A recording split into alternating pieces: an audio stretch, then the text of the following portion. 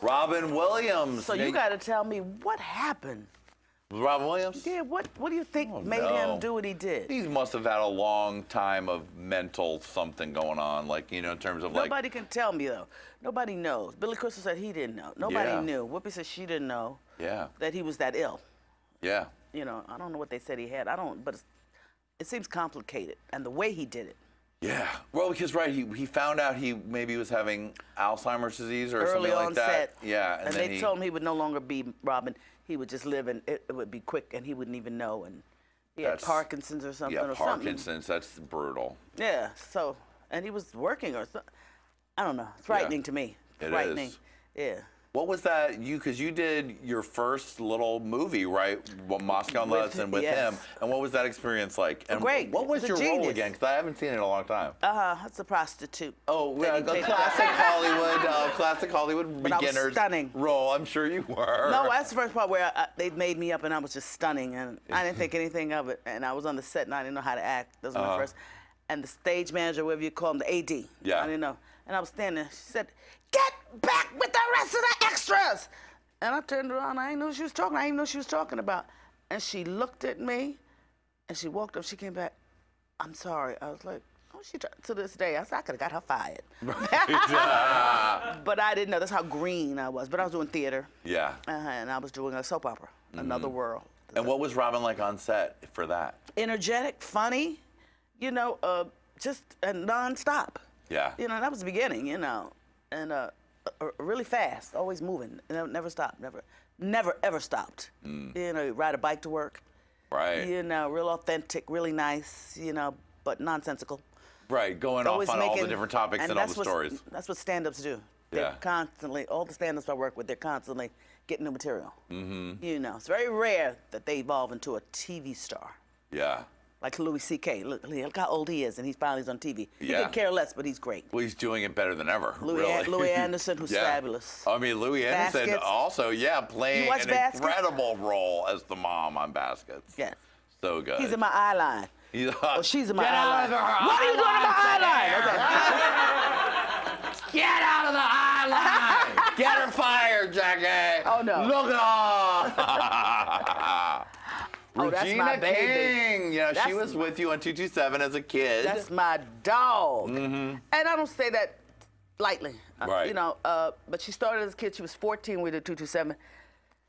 And Marla kept her from being too sassy or too, fresh, because she didn't want her to grow up and be one of those kind of kids on TV. She wanted her to remain good, and she was always a good actor, always stunning. But then she's evolved into a great actress. Yeah. I mean, who knew? You just can't doing predict that. so much deep work. And I watched the show for the show, but I watch everything she does. I loved her in the series, the police detective series. I forget what it was called. They might remember anyway. Yeah. But that was great. And now she's just the American Crime, the Leftovers, which I love. Everything she does. She was a really great Leftovers. Yes. Miss Congeniality, too. I love her in that. Yeah. I do. Yeah. And she just got a great character, great son. Really good people. One of the only people that I guess you were friends with on the set of 227. No, I was friends with Regina, Calvin, Elena, but behind the scenes. Right. She wouldn't dare be seen with me in public. Mm-hmm. But, those days, I missed a lot of friends. I could have made more friends, but my head was a little in another place. Right. But I wasn't mean. But you can have an ego without being mean. That's true. You can not see people. Because this day they go, "You never talk to me. You just walk right by me." And I go, "No." Yeah. Right, because you were in another place. You were thinking about all the things going on with Jackee right then. Yes. But now I don't. I make sure I look at everybody. Right. I try to anyway, so I can identify you later. For the lineup. Here. Look at Victoria Jackson, Crazy Vicky. Now, you were on Celebrity Fit Club, too, with her, and we know she's nutballs crazy. Yeah. Shade. I don't like her. No, she's awful.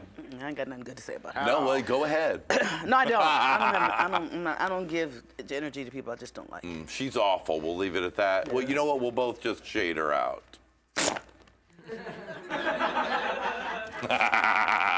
Look at her. Oprah. You know I ain't gonna say nothing about Oprah. No, well, I You be damned and going to hell. mean, never. Jackee, I heard what you said. If a woman is God, her name must be Oprah. Right. Yeah. What was the experience like working with her on Women of Brewster Place? Wonderful, formidable, true powerhouse. In charge, a producer, exec producer, star. And that was like her She first runs- like huge thing she did with Women of Harpo Brewster Place. Studios with Women of Brewster Place. That was her She first and I, big Robin production. Givens, Cicely Trice. Oh, we had so much fun, but it was hard work. Yeah, And I that was got very ill no joke after. of a project. That's like some serious I had work. never worked outside before in the rain. I never again. Oh, I can't stand him. But a wonderful, wonderful host. But like I said, no joke.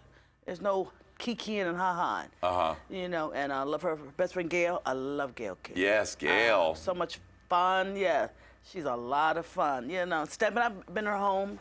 She's really, cool people. You know, got it going on. Seems like she's still. I mean, I'm ready for the Jackee own sitcom. I gotta find something controversial. Oh yeah. I'm no longer controversial. Oh Johnny. no, we'll figure it out. Boring. I'm bored and boring. Let's cause a scandal on today's show, Jackee. Make news around the world. We should hang out, Johnny. Yes. Well, if you hang out with us, Jackee, we'll cause a scandal for you. That's that show that you need. Anything else to say about Oprah? No. No. Oh, Yeah, no, all good. She's the greatest. She's fierce. We Yeah. love Paul. And one last one, because I know this is a good story. Look on. Whitney Houston. It's my baby. I met Nippy. That's what they call it. See, that's Yeah. how long I've known her. She was singing background for her mother at a club called McKell's in New York. Right. And I was in the audience, and she was singing background for her mother. And she would just do one solo in the middle of the show, right? No, 2 lines of the song, not a whole song. No, and Clive Davis was there, but then she moved to another club. So in New York, it's on Columbus Avenue, McKell's Club. And then you go about 10, 12 blocks in another club called Sweetwater's. Sweetwater's, yeah. She did her show there, and Clive Davis signed her that night. But it was a showcase for him to see it. She was stunning. She did Home. Now for her mother sang Tomorrow from Annie. Right. And she come out and do about 3 or 4 lines of, she let her sing The Greatest. And that's when she said, I gotta let this child do her own show. And her hair was this long. She had short hair then, she was this big. I came into her dressing room after Sweetwater's, and she just blushed, because Debbie Morgan, who was on All My Children, she took me. We went backstage, because I had never heard of her. And she said, you gotta see this singer. She said, oh, Jack, she's so good. And then I took her to Sweetwater's, and we stayed all night. We saw all her shows every day.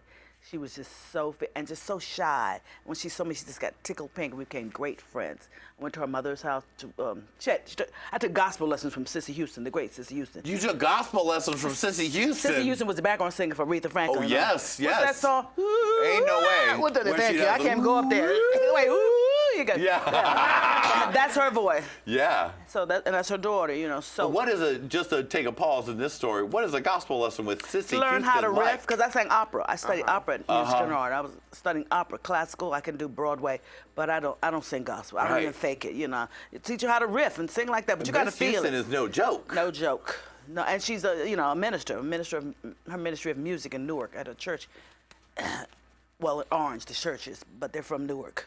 And this young lady was talented from the beginning, and I also got to know her. And I introduced her to Bobby Brown. People say this one and that one. No, I was with her at Eddie Murphy's Harlem Nights premiere, and we were there because my sister's a witness, and I had 4 other witnesses. And she came over. She said, Jack, could you introduce me to Bobby Brown? I was like, just go on over there. You Whitney Houston. You ain't got to be introduced. She said, please. And I introduced him in, you know, but I knew him, and he was always a great kid. Great fun. And everybody was there because it was decorated like a, what you call, nightclub where you could gamble. And oh, yeah. And this is me. This is how much I was into myself. And I was like, going over there. You Whitney Houston. You da-da-da-da-da-da.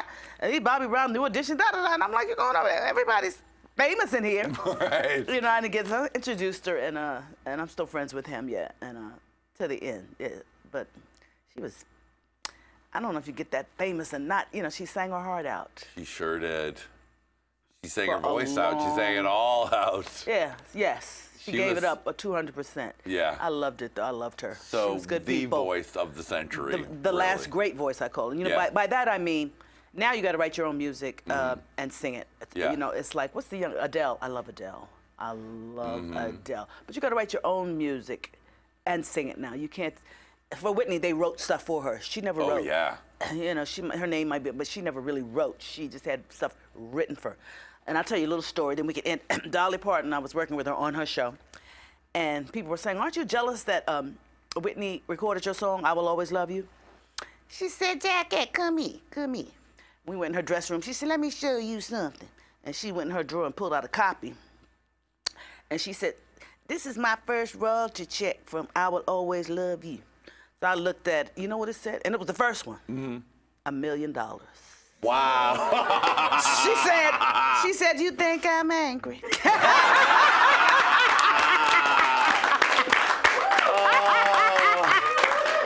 Jackee, you were our dream to be here, and you have delivered, Jackee. Yes. Thank you. Thank you so much for being here. Thank you for making all of our dreams come true. We love you, Jackee. Thank you, Lady Red. I love you, baby. Thank you, Lady Red. Thank you, Adam. Thank you, our studio audience. And thank you, babies. We'll see you next time on Hey Qween. And look at her. Hit it. Yeah. Look at her. And look at her. Yes, give it to him, Jackee. Look at her. Oh, yeah. Look at her. Bye, everybody.